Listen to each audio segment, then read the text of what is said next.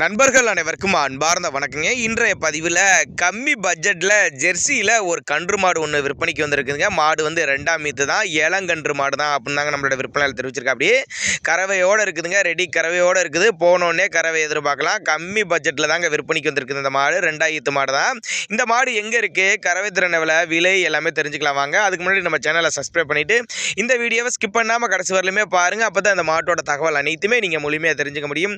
இப்போ பார்த்துட்டு இருக்க இந்த செவலை 2ஆம் ஈத்துன்னு சொல்லியிருக்காங்க. கண்ணு போட்டு 6 நாட்கள் ஆகுது.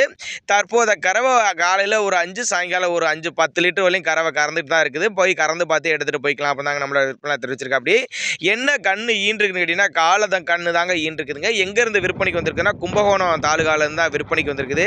டிரான்ஸ்போர்ட்டோடு அரேஞ்ச் பண்ணி கொடுத்துடலாம் அப்படின்னு தாங்க நம்மளோட விற்பனை தெரிவிச்சிருக்கா. அப்படி எல்லா கிளைமேட்டுக்கு கொண்டு போன அடாப்ட் பண்ணிக்கும். ஆண் பெண் யார் வேணாலும் பிடிச்சிக்கலாம்.